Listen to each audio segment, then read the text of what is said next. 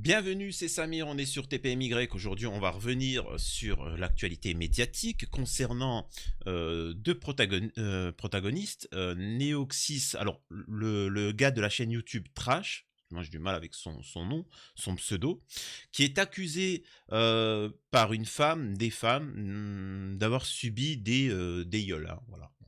Et bien évidemment aussi Koé, il y a une quatrième plaignante et on va voir un peu le témoignage. Et on va revenir aussi sur l'étrange récit de Myriam Palomba concernant Koé. Vous verrez, ça c'est marrant. Et c'est vrai que vous avez été nombreux à m'écrire et à me dire que j'avais loupé un passage intéressant. On va y revenir. Mais avant ça, bien évidemment, je vous invite à vous abonner, laisser un commentaire pour le référencement, laisser un like, me rejoindre sur mes réseaux sociaux et je suis en live sur Twitch du lundi au jeudi de 22h à 23h pour parler d'actualité et vous pouvez avoir la parole. Et à partir du vendredi, c'est un peu plus tranquille. Voilà, c'est détente. Alors, on va démarrer tout de suite, hein. On va pas perdre de temps. On va commencer par Koé. Non, on va plutôt commencer par le jeune homme, ça va être plus simple. Voilà. Alors peut-être que vous ne le connaissez pas cet individu, mais c'est pas grave. L'important c'est de comprendre la morale de l'histoire, comme une fable de La Fontaine. J'étais sous emprise. Le leader du collectif de youtubeurs Trash, Neoxys, accusé de viol. Fondateur et leader de la chaîne Trash, qui compte près de 3 millions d'abonnés, le youtubeur Neoxys est accusé de viol par deux femmes. Une plainte a été déposée pour viol aggravé. Le vidéaste conteste toutes les accusations. Alors apparemment c'est lui l'individu. J'ai matché avec lui sur une application de rencontre, puis il m'a proposé qu'on se voie. Je me souviens bien de la date parce que c'était juste après mon anniversaire, raconte Léa. Alors les noms ont été modifiés. Pour elle et pour Marie, deux jeunes filles aujourd'hui âgées de 22 ans. L'histoire commence de la même manière. Alors, je vous dis dans le narratif, comment on raconte l'histoire, c'est pour faire vraiment prédateur. Il s'y prend de la même manière. Il est parti sur un site de rencontre pour rencontrer des femmes. Ouais, mais en même temps, c'est le principe, c'est le but du site de rencontre. Non, tout a commencé dans une soirée où il a demandé à son ami, dis-moi, tu as des connaissances qui sont célibataires, j'aimerais me caser, si tu connais une fille bien. Donc ça montre bien que tout ceci était prémédité. Ouais, non, c'est juste parce qu'il est célibataire et qu'il demande à son ami de confiance s'il connaît une femme bien, parce qu'il a confiance au jugement de son ami. Voilà, mais bon, vous voyez comment on peut modifier le narratif. Enfin bon. Quelques jours après avoir fêté leur 10e anniversaire, elle rencontre le youtubeur Neoxys, alors âgé de 32 ans. Auprès de 20 minutes, Léa et Marie décrivent des viols similaires survenus à quelques mois d'intervalle. Au cours de l'année 2020, des rapports d'abord consentis qui basculent brusquement dans la violence. Si Marie a rapidement reconnu Neoxys, Léa n'a aucune connaissance de la notoriété du vidéaste avant de le rencontrer, bien évidemment. De son vrai nom, Laurent Cardon. Neoxys est le leader et fondateur du collectif Trash. 2,8 millions d'abonnés. Ben dis donc. En septembre 2023, 3 ans après les faits, Léa a finalement déposé une plainte pour viol aggravé. Le parquet de Paris confirme l'ouverture d'une enquête confiée au 2e district de la police judiciaire qui précise que le mis en cause n'est pas connu pour d'autres faits. Laurent Cardon, que nous avons rencontré pendant 1 heure dans les locaux de 20 minutes, conteste fermement ces accusations et évoque des relations consenties. Alors, bien évidemment, vous allez certainement me menacer, me tomber dessus et m'accuser moi-même d'en être parce que je sors les faits et uniquement les faits et je défends Koé parce qu'il est innocent et je vais défendre cet individu parce qu'il est innocent. Mais au moins, essayez de regarder le moment où vous montrez les preuves de l'innocence. C'est bien beau d'avoir un avis comme ça où, bon alors aujourd'hui, allez, la pile. Ah bah finalement je vais être contre lui. Non. Parce que là, on va écouter une version, et ensuite on va lire les messages. Oui, les messages privés qui se sont échangés. Et vous verrez, c'est pas la même histoire. Ah là là. En septembre 2023, 3 ans après les faits, Léa a finalement déposé une plainte pour viol.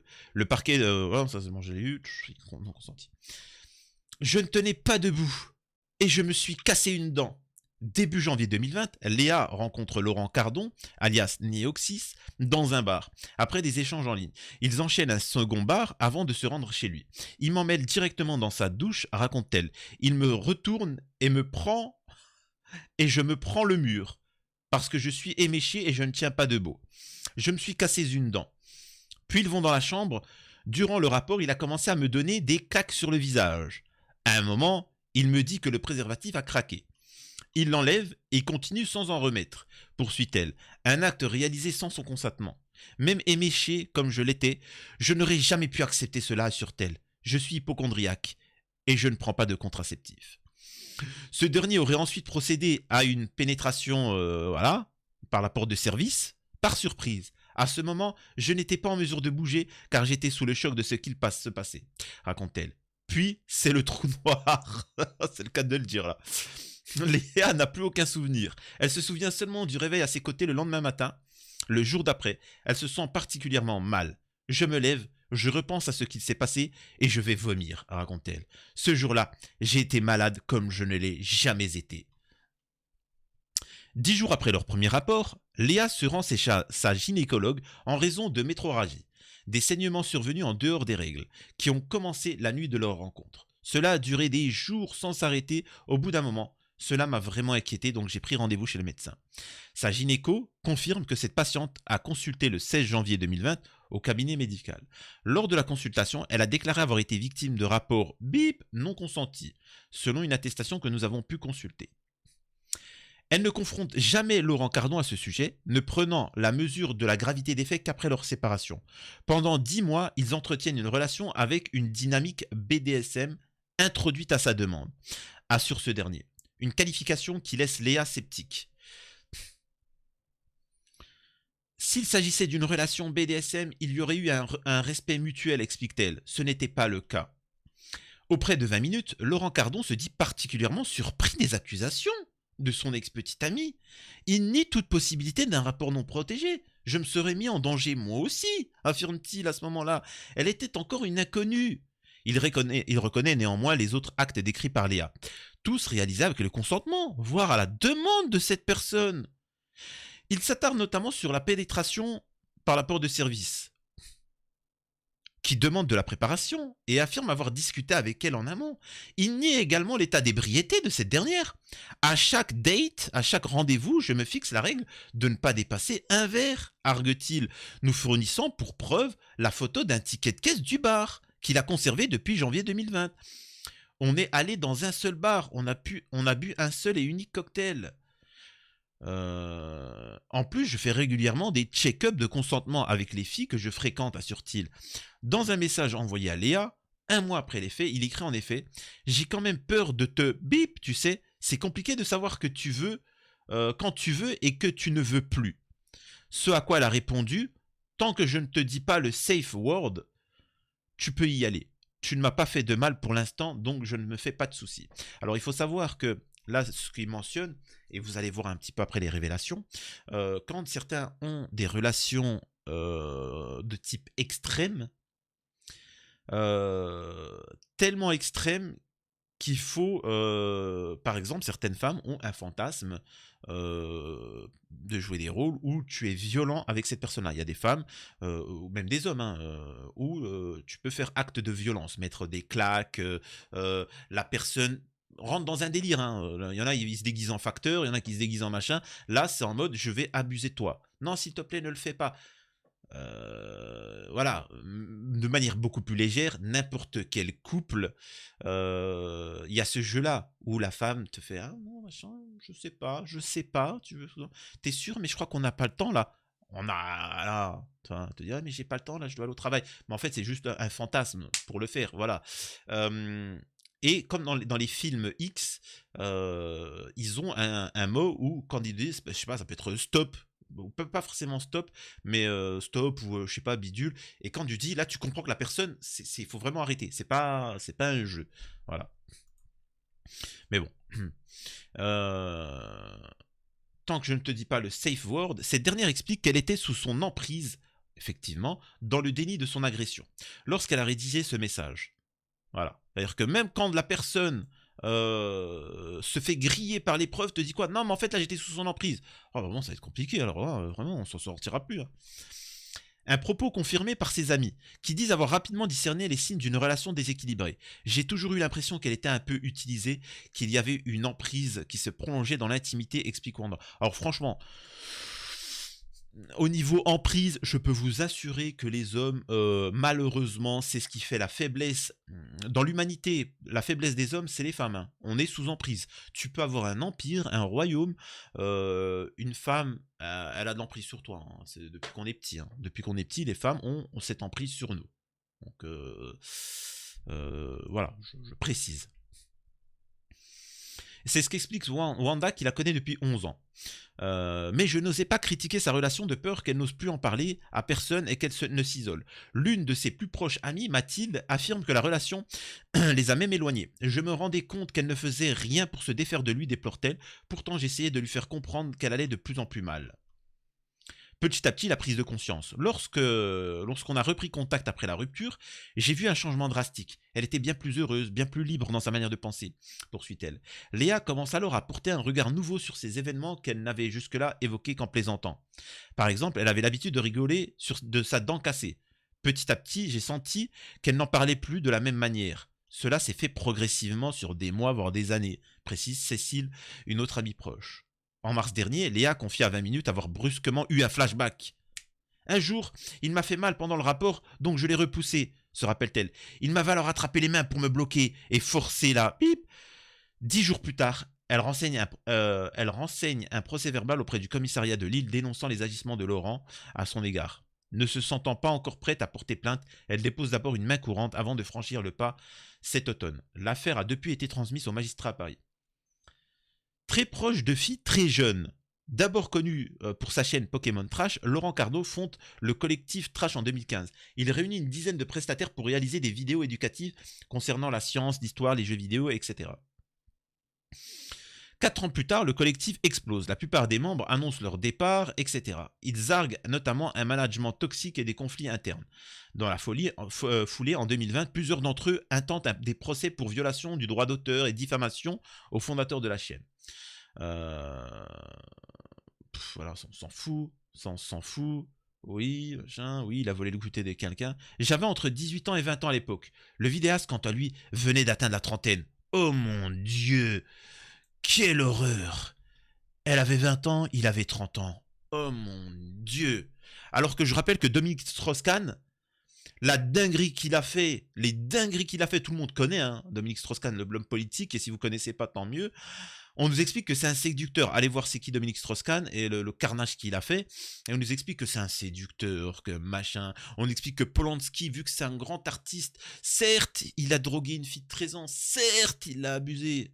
Mais Polanski, quand même! Et là, on nous dit que ce jeune homme... Que ça, on va nous faire pédo? C'est-à-dire que maintenant, 30 ans, 20 ans, c'est du pédo? Enfin, je sais pas, moi je connais une affaire par exemple où un homme de 19 ans s'est tapé une fille de 14 ans chez la mère en plus, puis on l'a pas accusé de pédo. En plus, cette fille-là, elle a disparu. Tu vois? Bizarre, tu vois. Bref. Là, ça veut dire quoi? Rien que d'y penser, j'ai envie de vomir. Alors, je saute parce que c'est très long l'article. On explique que, en fait, il aurait mis pendant l'acte des fessées et il aurait tiré les cheveux. Ah bah dites donc! Pourquoi il y a d'autres manières de le faire? Merde! Tu vois? C'est particulier, hein? Mais bon. Et donc voilà. Alors, je vais vous montrer ça. Marie vit très mal la situation. Un soir, prête à commettre l'irréparable. Décidément, ça me fait penser à l'affaire Julie. C'est un argument d'autorité. Du moment où la personne menace de faire l'irréparable, faut plus réfléchir. Donc vous savez quoi? On va arrêter l'article. Vous savez ce qu'il en est, c'est bon, hein, on va pas blablader. Maintenant, on va voir certains messages. Écoutez, je vais pas pouvoir vous montrer les messages. Ils sont là, mais je vais pas pouvoir vous montrer parce que c'est assez hard. Maintenant, vous les trouvez tout partout sur Internet. Ah ouais, c'est chaud. Alors, je vais essayer de vous lire les messages sans que ça soit. Euh, L'autre, il lui dit en fait, c'est quoi le dernier truc, je sais pas quoi, que t'es fait ces 3 derniers mois. Je vais éviter de demander sur le global. Bon, voilà, c'est quoi les trucs que tu kiffes ou je sais pas. Elle lui dit, en vrai, je sais pas trop quoi répondre étant donné que tout ce qui est en rapport avec domination, violence, ce qui est assez large comme pratique, c'est la routine pour moi. Genre, faut au minimum pour moi qu'on m'étrangle, sinon c'est pas la peine d'essayer avec moi.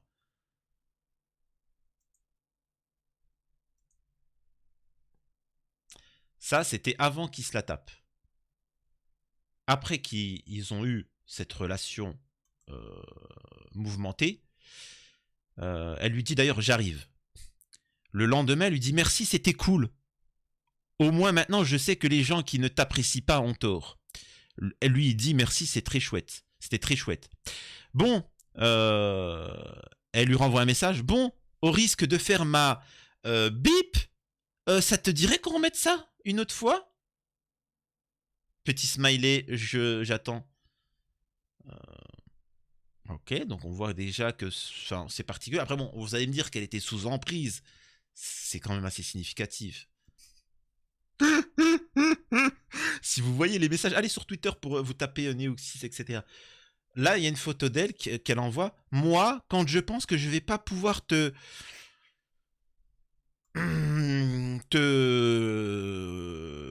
comment dire ça, voilà. Ce soir, je suis triste. Oh là là. Euh, euh,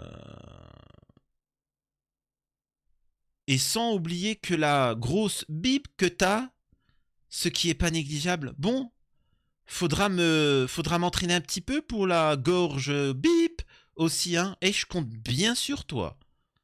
Et lui il dit, bah écoute, moi je suis toujours là pour apprendre, hein. Oui, et t'as le meilleur bip au monde que j'ai pu goûter. Je poursuis. Je rappelle que ça, c'est censé, là, elle est censée être traumatisée, avoir été abusée. Ah, tu m'étonnes. Allez, je vais être direct. Maintenant que tu m'as pété la dent, c'est quand que tu me pètes le bip.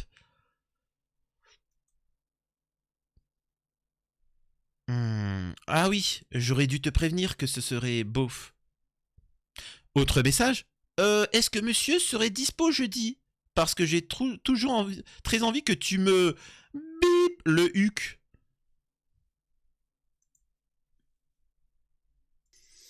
Et là, je suis désolé, hein. Même moi... Même moi qui suis assez ouvert dans le domaine, même très ouvert, je rappelle que je suis célibataire, mesdemoiselles, euh, même moi qui suis ouvert, là, ça va loin, tu vois. Je peux pas encore tout vous lire, alors je vais essayer de vous en expliquer la teneur. Alors, elle explique que pendant ce moment-là, elle est sous emprise, elle est abusée, elle est tout ce que tu veux, hein. Euh... Hâte qu'on refasse ça d'ailleurs, je te kiffe. Euh, Moi, j'ai la chance d'avoir un partenaire bien gaulé. Écoute, si je te dis le safe word, c'est que je suis vraiment pas bien et qu'il faut que là que tu t'arrêtes. Là, c'est la fille qui parle. Au moins pour faire une petite pause. Idem, si jamais j'ai l'air vide et que le reste du temps, quand je te dis arrête ou que je te repousse, je t'avoue que c'est plus un jeu pour moi. Euh, je suis ta bip bip bip bip. Je suis trop bip. Putain, j'ai envie, tu vois, j'en peux plus. Je veux juste ton bip dans ma bouche et tout avaler. Me faire bien dominer comme tu sais bien le faire. Tu me fais tellement mal, mais tu me fais tellement de bien en même temps. Je suis complètement accro. Allez, bon, allez, oh là, attendez, je vais dire la suite parce que là vous pouvez pas voir, mais moi là je le vois. Ouais, là, oh non, non, non, non, pourquoi j'ai vu ça? De l'eau de Javel dans les yeux. Non, mais plus sérieusement, alors on va nous expliquer qu'elle était sous emprise, donc quand elle envoyait ces messages-là, c'était pour X raisons. Faut arrêter. Ça nous permet de faire une belle transition sur Koé, qui, comme vous avez vu sur TPMP, une quatrième plaignante intervient pour tomber sur Koé. Vous allez voir ce qu'il en est. Et vous avez été nombreux à me demander de regarder un certain passage que j'aurais loupé. Donc on va voir. Comme vous le savez, certains me disent au début tu ne défendais pas Koé. Bah, tout simplement parce qu'au début je connaissais pas c'était quoi cette affaire. Moi je vois qu'une femme accuse Koé dans un premier temps. Bah écoute, voyons ce qu'il en est, c'est quand même grave, s'il a fait ça, il risque ça, ça, point. Maintenant quand tu lis le témoignage de la fille, tu te dis c'est bizarre, il y a des incohérences. Tu regardes des incohérences, ainsi de suite. Et là, je suis désolé, tu es obligé de prendre le parti de Koé. C'est une obligation. Et donc, bref. Écoutons déjà le passage qui intéresse, c'est sur TPMP. Là, tu as Myriam Palomba qui explique qu'elle est en contact avec cette Julie et qu'elle a failli en finir et qu'elle a appelé les urgences. Écoutez ce passage qui est intéressant. Je l'avais pas capté, c'est vrai. Pendant une demi-heure, j'essaye de l'appeler, elle ne répond pas, elle ne répond pas, elle ne répond pas. Et je décide, j'appelle des personnes qu'elle connaît pour voir s'ils ont eu des nouvelles d'elle.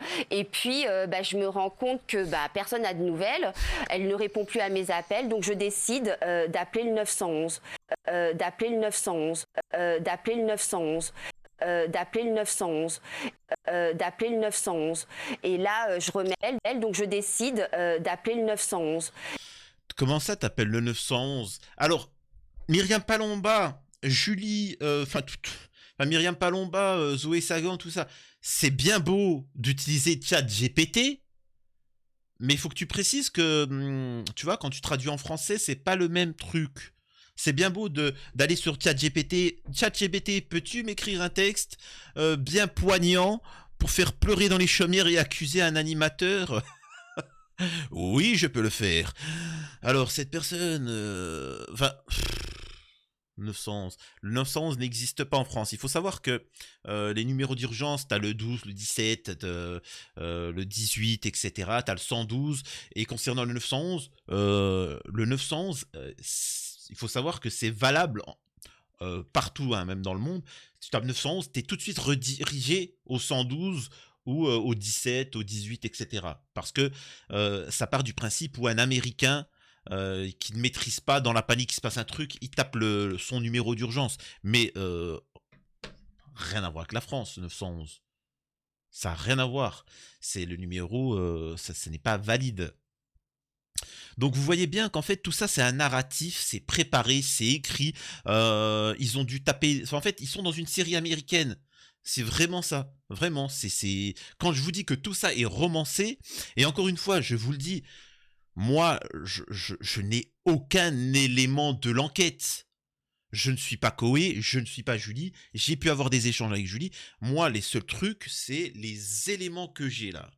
Je vois et j'analyse. Je suis désolé de vous dire ça, c'est une série télé. Le truc là, ce qu'il nous raconte, tout est romancé. Et Myriam Palomba, encore une fois, certains pensent que ce sont les cerveaux. J'ai pas dit que c'était les cerveaux du crime. Myriam Palomba, Zoé Sagan, Juan Branco. J'ai pas dit ça. J'ai juste dit, les gars, ils sont un peu trop impliqués. Pourquoi ils sont autant impliqués dans cette affaire-là? Je me pose la question. Après, j'essaie de savoir pourquoi. Mais je trouve que Myriam Palomba appuie fortement sur Koé. C'est pas normal. En fait, on a l'impression que c'est une affaire personnelle. Zoé Sagan, Atlan, pareil, c'est une affaire personnelle. Juan Branco aussi. C'est quand même étrange. Et nous avons, pour ceux qui s'en rappellent, j'ai vu une vidéo là-dessus, là. Il y a un camarade qui m'a relayé cette vidéo. Golnadel avec Pascal Pro qui dit ouais, c'est quand même différent d'abuser d'un enfant de 3 ans que d'abuser de quelqu'un de 16 ans. Quand même, il y a quand même une différence. On fait pas polémique, ça. Ça fait pas polémique, on n'en parle pas. Zoé Sagan, Myriam Palomba, ils trouvent des excuses même. Oui, machin. Je sais pas, je trouve ça étrange. Et je vous avoue que j'avais pas vu le témoignage de la quatrième plaignante et que ça s'est passé il y a 30 ans apparemment, hein. Le truc s'est passé il y a 30 ans. 20, 30 ans, on s'en fout. Et elle explique, ça m'a fait rire, tu vois, c'est parce que j'ai eu une image, ils expliquent qu'ils étaient ensemble, qu'ils sont montés en voiture, et il aurait commencé à truquer son pantalon et à dire est-ce que tu veux pas me faire une gâterie. Elle dit qu'elle a refusé. Bon. Ouais, et c'est-à-dire que quand bien même ça s'est passé comme ça, enfin, je sais pas, vous étiez en couple, il y avait quand même un rapprochement, je sais pas. Quand tu t'approches d'une femme pour l'embrasser, ou quand tu viens, excusez-moi de vous dire ça, hein. Ouais, t'as un date avec la personne, tu passes la soirée avec, et ensuite, vous savez ce qu'il a fait? Il a mis ma main sur ma cuisse et il a commencé à monter. Et là, vous savez ce que j'ai fait? J'ai enlevé sa main, j'ai dit non, pas ce soir, je suis pas prête. Ah, ouais, et enfin, je comprends pas, tu voulais qu'il fasse quoi? Qu'il envoie un recommandé? Je comprends pas en quoi. Je suis désolé, hein, autant je peux. C'est-à-dire que l'affaire Julie, etc., ce qu'elle dit, tout ça, c'est hard, même si elle change de version. Mais là, excuse-moi de te dire ça, en soi, il n'y a rien de choquant, hein, de ce que tu dis, il n'y a rien de choquant. Quand bien même c'est vrai. Mais la manière dont elle le raconte, ça me fait rire, ça fait vraiment que Koé, c'est vraiment le prédateur de. Tu sais, même Koé doit se dire dans sa tête. Il doit se dire, je veux bien que vous m'accusez de dinguerie, mais laissez-moi avoir un petit peu d'honneur quand même, tu vois, un peu de fierté, voyons. Là, ça fait vraiment Koé, c'est un nudiste, il a Walp, et il avec un caban comme ça, t'es une grande veste, tu vois, et alors, tu veux de la saucisse bien lilloise. Oh, c'est bon, oh, ça va aller jusqu'à où? Et en fait, tant que la justice ne leur mettra pas un stop, ne va pas condamner certains, parce qu'il suffit d'en condamner un, et vous allez voir, les tous, ils vont s'excuser, ils vont se balancer, et ça va être la catastrophe. Mais, prochaine étape, Koé dans la grande roue, se met à poil, etc. C'est le rôdeur. La nuit, il court à poil, il fait du vélo. Non, mais arrêtez, c'est bon, ça plus de limite. Ça va continuer. 5, 6, 8, 10, 12, 15, 20, sans plainte. J'arrive plus. Ma carte elle passe pas. Attends 2 secondes. 2 secondes, les gars. 2 secondes. T'es à la caisse, 2 secondes. Oui, bonjour, Marianne Palamba. Oui, j'aimerais juste dire que Koé a abusé de moi. Quand? Je sais pas. Eh, je vous laisse vous occuper des détails. Ouais. Oh, c'est bon, j'ai eu un virement. Ah bah c'est génial. Les gars, ça se passe pas comme ça, hein. Ça se passe pas comme ça. Il y aura aucun virement. Vous allez vous faire 0 argent. Par contre, vous allez déguster. Vous allez déguster, et aussi simple que ça, parce qu'on ne peut pas mentir et on ne peut pas discréditer surtout le combat contre les violeurs, contre les pédos. Et vous remarquerez que dans les affaires, étrangement, où c'est avéré, certains, dans les médias ou autres, par exemple, on a eu l'affaire Palmade. L'affaire Palmade, il y a une vidéo où Palmade dit qu'il peut se fournir en enfant, en regardant une vidéo pédo, ça n'a pas fait de polémique. Donc il y a un moment, il faut se poser les bonnes questions. Dites-moi ce que vous en pensez. Et on se retrouve une prochaine fois sur la chaîne, très certainement demain avec l'affaire Lina. À la prochaine.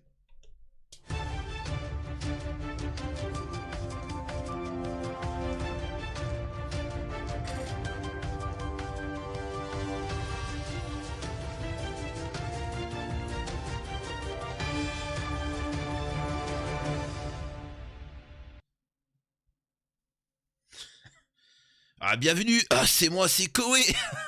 C'est Koé. De 18h à 4h du matin, je rôde dans les rues. Ah, super chouette. Oh, oh, salut. Hop, tu la veux? Eh, tu veux mon micro? Ah, oh mon dieu. Non, putain. Ah là là, c'est incroyable, tu vois. Bon, alors, faites des fausses accusations, mais quand même, vous allez le ruiner, détruire sa vie, sa famille, son argent, sa réputation, son salaire, laissez-lui au moins un petit, tu sais, au moins un petit peu de classe dans les fausses accusations. Je sais pas. Dites-lui au moins qu'il offrait une rose, tu vois, après l'acte, au moins. Je sais pas.